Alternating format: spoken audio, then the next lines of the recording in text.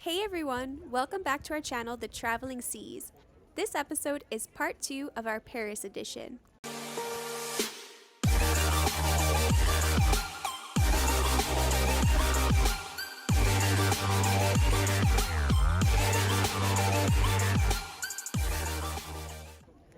Our first stop will be the Palace of Versailles, which is located about 12 miles outside of Paris and was around a 45-minute drive.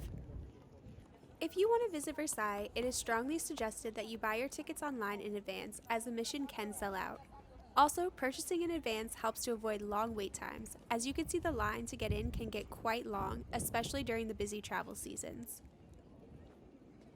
The palace is open from 9 a.m. to 5:30 p.m. except on Mondays and some public holidays. You could also visit the gardens, which are open from 8 a.m. to 6 p.m. and should absolutely not be missed.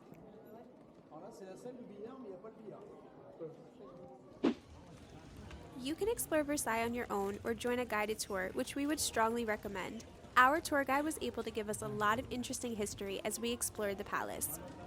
One warning we will give you is the inside of Versailles can get extremely crowded. The space in some of the rooms does tend to be quite narrow, so during the busy months it becomes more difficult to move through the rooms. We would also recommend you to be mindful of your belongings, as we were advised pickpocketing is common in the crowded rooms. One of the highlights of the Palace of Versailles is the Hall of Mirrors, a grand gallery with 357 mirrors and 17 windows that reflect the stunning views of the gardens. Some of the other highlights of the palace are the Royal Chapel, the King's Grand Apartments, and Marie Antoinette's private chambers.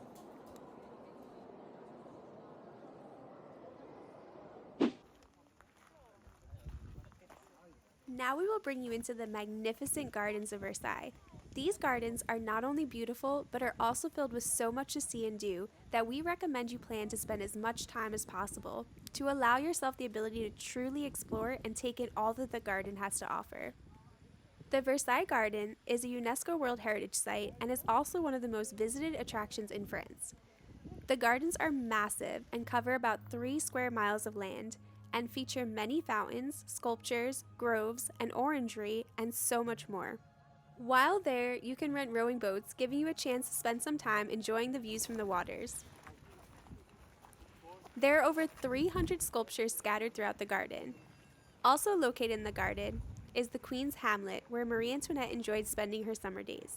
Make sure you don't miss the musical gardens and fountain shows, which can be enjoyed from March to October.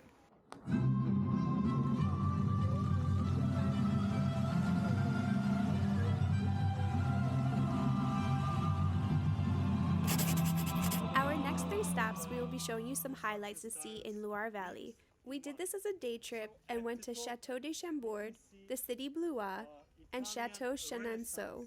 For our first stop in the Loire Valley, we will take you to the enchanting Chateau de Chambord, which served as the inspiration for the castle in Disney's Beauty and the Beast. Chateau de Chambord is located in the beautiful Loire Valley and was about a little over 2-hour drive outside of Paris. One of the main highlights inside the castle include the double helix staircase. This is the centerpiece of the castle, and it was influenced by Leonardo da Vinci. It consists of 2 spiral staircases that wind around a central column without ever connecting. There are over 60 rooms open to the public and a collection of 4,500 art objects to be viewed within the chateau. Chateau de Chambord is also home to some interesting history. In 1939, during World War II, the main museums in Paris, including the Louvre, were evacuated and thousands of works of art were sent to castles and abbeys throughout France in order to protect them. This included Chateau de Chambord. During this time, the castle housed thousands of works of art, including Leonardo da Vinci's Mona Lisa. In a nod to this history, you can find a replica of the Mona Lisa hidden away in a crate in one of the rooms in the castle. Don't forget to please take a moment to like and subscribe to our channel for more videos of all of our travel adventures. Our next stop brings us to the charming city of Blois, located nearby in the Loire Valley region. Some of the main attractions of Blois are the Royal Chateau of Blois, which was a former residence of the kings of France. It has 4 wings from different periods, ranging from the medieval to the classical. You can visit the royal apartments, the chapel, the Museum of France, and you can also watch a sound and light show that tells the history of the castle and its inhabitants.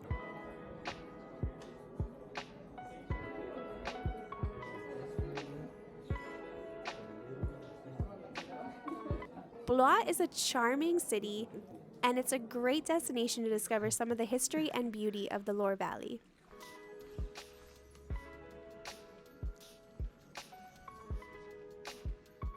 Another super fun attraction is the House of Magic, a museum dedicated to the art of illusion and the life and work of Jean-Eugène Robert Houdin.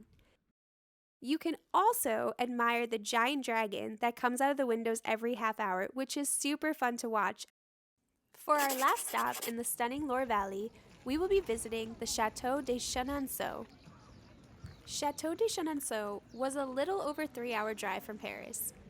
The chateau is a beautiful castle that spans the River Cher in the Loire Valley. It is one of the most famous and visited castles in the country, and it has a rich and fascinating history.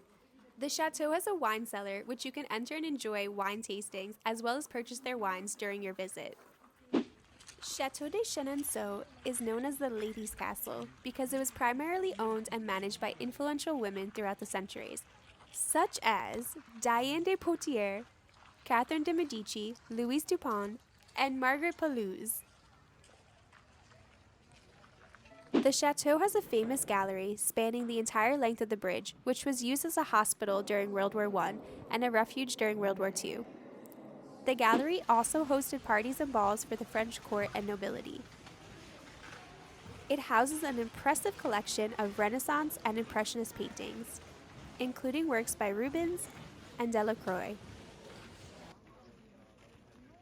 The chateau also has beautiful gardens, which are divided into 4 sections: the Diane de Poitiers garden, the Catherine de' Medici garden, the floral garden, and the vegetable garden.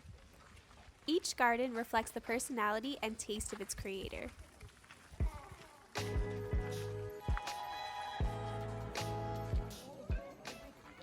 Next up, we are taking you to Monet's house in the lovely city of Giverny. The house of Claude Monet is located about an hour's drive outside of Paris. Monet's house is beautiful and a colorful place that inspired many of his famous paintings. Claude Monet lived in his home at Giverny for 43 years, from 1883 to 1926. During this very long time, he laid out the house to his own taste. Monet's house and garden have been open to the public since 1980. They have been restored to their original appearance and attract more than 500,000 visitors every year.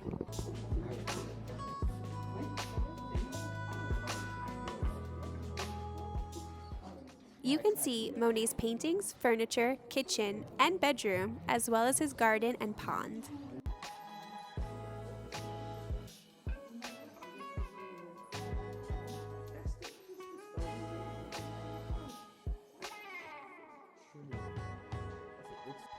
Monet loved flowers and gardening. He planted hundreds of different species of flowers in his garden and arranged them by color and shape.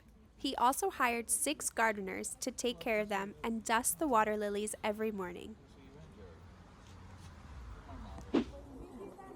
Monet painted many scenes of his house and garden, especially the water lilies.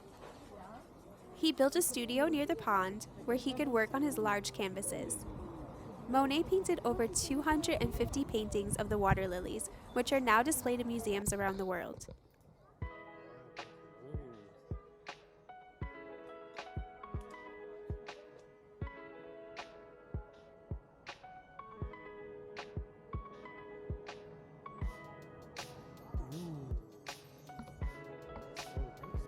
Giverny is a truly lovely city, and you should absolutely take the time to walk around during your visit to Monet's house. And while you're there, you could check out some of the local artist galleries. Here's one of the artists we had the pleasure of meeting during our trip. Bonjour, je suis Katia Plantureux, l'artiste peintre au 54 rue Claude Monet, Giverny. Bienvenue dans ma galerie. If you have the time, we would definitely recommend you check out some of these fantastic locations outside of the city during your trip to Paris. We hope you enjoyed the second part of our Paris adventures. Make sure you like, comment, and subscribe to our channel for more travel videos around the world. Thanks for watching! See you next time!